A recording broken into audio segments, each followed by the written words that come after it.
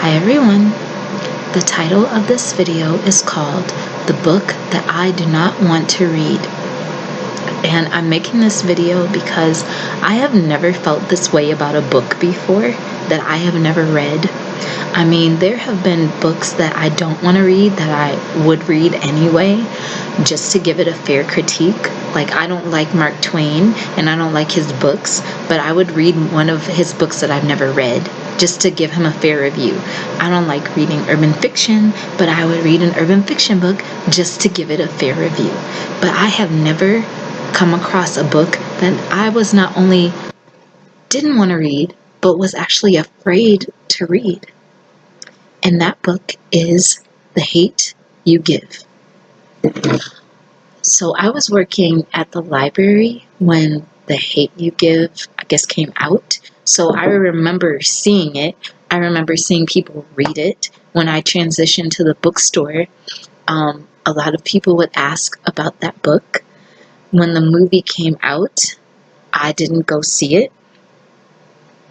I knew that the book was loosely based off of Ferguson, so I really didn't touch it, but I did not get an emotional response until I saw the previews of the movie, and I was actually surprised about how I felt.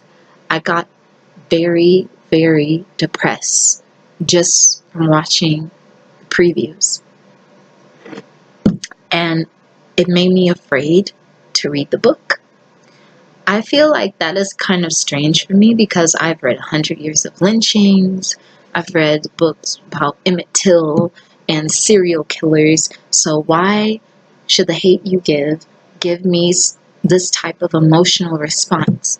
Well, I feel the reason is because it is reminding me of my own experience. Me, I grew up in Ferguson. I know it's loosely based off of Ferguson. I grew up in Ferguson. We lived in Kinloch. My great-grandmother had moved from Arkansas to Kinloch in the 1920s. My whole family lived in Kinloch, and then the airport bought out a bulk of the houses in Kinloch because they said they were expanding, and we ended up moving to Ferguson when I was a very little girl. So a majority of my little childhood, my late teenage years, early 20s, was centered around my grandmother's house in Ferguson. The house is still there, and sometimes I go see it, but that's where a bulk of my memories happen. The little Quick Trip that got burned down, that is where a bulk of my memories happen. I would fill up my bicycle tire with the air that they would have, and I'd go get a drumstick and go get a soda and bicycle over to Forestwood Park and bicycle over to the McDonald's all the way down the way and just go all over parts of Ferguson. Beauty shops, everything. So when I think of Ferguson, it's not the Ferguson that other people think of, like the media and the world thinks of. Like, I just imagine my childhood home. Where I lived was really not that far from where Michael Brown Jr. was lynched. If you were driving, it would probably be maybe a 3 to 5 minute drive. I know I biked to his neighborhood a couple of times when I was living over there before college. But, oh my God. So the reason I don't want to read this book is because I feel reading it is like experiencing everything all over again. I'm not saying that we should forget about this lynching, because we should not forget about history. But me personally, that is how I feel. I can't change my emotions. I can't change how I feel.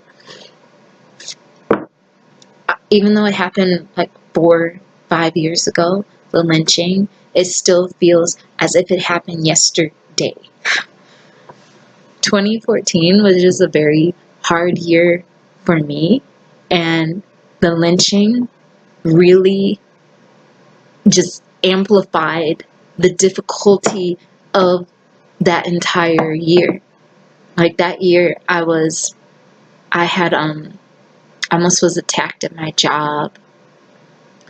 I think I had a breakup with, yeah, my guy of 6 years. That was our first breakup. I was living with a minister who I'm still good friends with now. I was living with her near Grand and Shaw. So I was basically struggling. I had like 3 different jobs. So my living situation, my financial situation was already causing me enough stress. But then Ferguson happened. I remember hearing about Michael Brown Jr. getting assassinated, but it didn't really process in my mind. Like somebody said, oh, somebody got shot. I was like, oh, no, I think somebody texted me, like, this guy got shot in Ferguson. That's what I remember. It's like, oh man, that sucks. That's just really sad. But it still didn't, stay in my head because so many things like that had happened before. I remember back in 2006, there was a 15-year-old named Jeremy Robinson. He was shot by a police officer. I think it was broad daylight. He was 15 years old. He was shot twice either 4 times in the front and like twice in the back. And the officer didn't go to jail. And he got off. He got like his paid leave, and nobody really thought about the Jeremy Robinson case except a small cluster of people tried to make, a small group tried to make big noise, and it got overshadowed because they found Sean Hornbeck and Ben Ownby. Sean Hornbeck was a boy that had been missing for 4 years, and Ben Ownby had been missing for about 2 weeks, and they found them together. So that basically overshadowed the whole Jeremy Robinson case. There had been cases like that before, and people would protest and then they would just stop and go on with their lives. So at that time, I honestly, personally, I thought that is what was going to happen in Ferguson. But I'm so glad that it didn't happen that way. Because you know why? You know why it didn't happen that way? I'll tell you why. Number one, it was a group of dedicated people. I was not one of the A1 people, even though I do know some A1 people. I wasn't there from A1 because I was just going through some stuff. I wasn't over in that area. I was on the south side. But those A1 people kept the story, the lynching, alive. And it kept getting bigger and bigger and bigger and bigger and bigger and bigger until it became global. So I was running between protests at that time because, like I said, I was near Grand and Shaw. So in October, Von Derek Myers got shot further down Shaw. He got shot, I could see over, it was really dumb. Like, this off-duty, whatever he was, security guard or police officer, I don't know what the heck he was. They just shot him, chased him, with a sandwich in his hand. Like, what's he gonna do? He had a weapon. No, he had a sandwich. But whatever. So, outside the window where I would look, there'd be protests on Grand and Shaw. So I was going between protests on the south side and protests on the north side. So that whole year was just protest. And people were very emotionally distraught. People were going through depression. People were afraid. People were angry. There was a whole variety of emotions, and it didn't help that some people in the community, and I'm not in the community, outside of the community, did not help. Like giving Michael Brown's lyncher some money. I think it was Walmart. I think it was one of the Walmarts raised some money for Darren Wilson to whatever. There were people donating from all over the city for this officer that killed Michael Brown. So when I say this divided St. Louis, it really divided St. Louis. They made Ferguson seem like it was outside of St. Louis, but like when I think of Ferguson, I just think West Florissant, because that's basically where it was like strip and then you turn. You go down West Florissant, you turn, go to Michael Brown's neighborhood. The reason it got so, the second reason it got so big was the way that it happened. They left him out there. They left him out there uncovered in the hot sun for hours. That does something to a person's psyche when you just laying him down there. It's like a threat to the whole community. You're just laying him down there like, I don't care, I'm not gonna cover him. That really, really, really made it even more intense than it already was. Just like the crap, the bull crap, and all of this crazy stuff that was going on in the midst of this tragedy.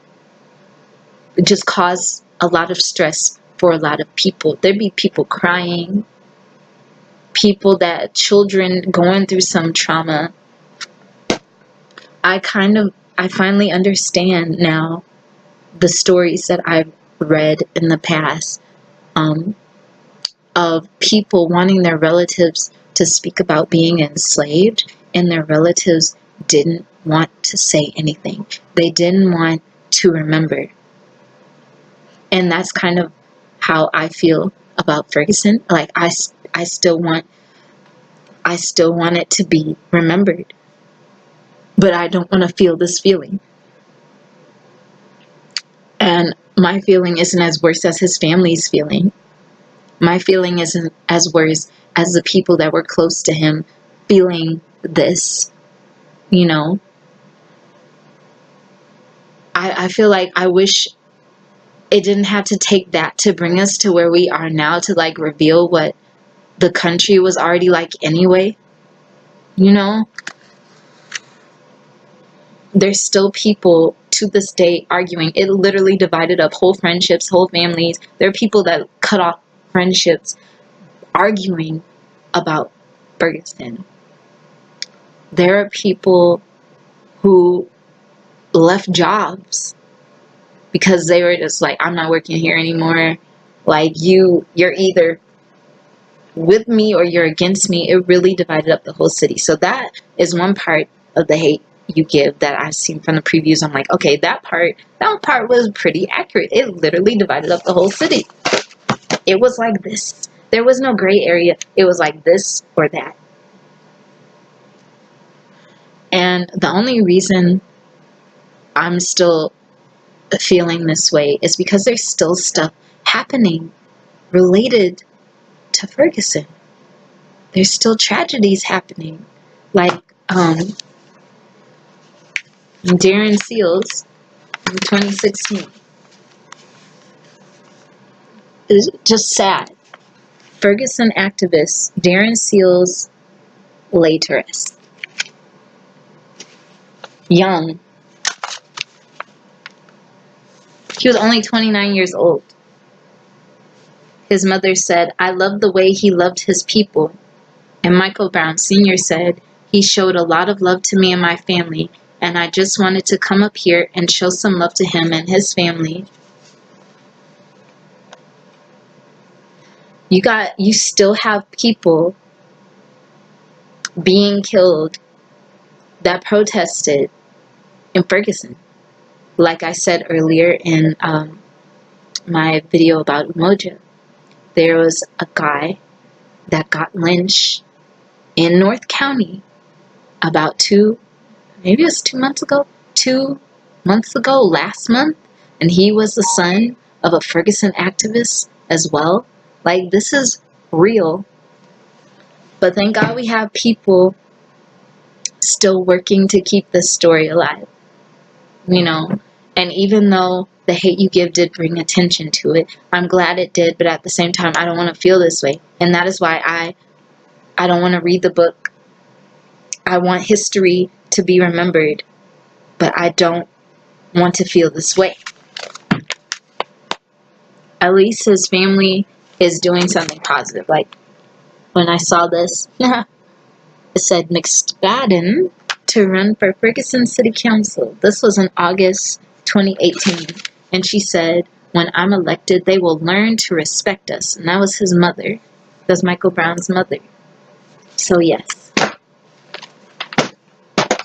I feel like if there is a book that you are afraid of reading, you have to sit down and ask why you don't want to read it. And maybe you have to heal from what you're going through and face it in order to read this book. So whatever I'm going through, I have to heal from it and face it in order to read this book. And I'm glad I felt this way. I'm glad this book has revealed to me that I thought I was healed from Ferguson, and obviously I am not healed from Ferguson. So that is the conclusion of this video. Thank you and have a happy Umoja. Bye bye.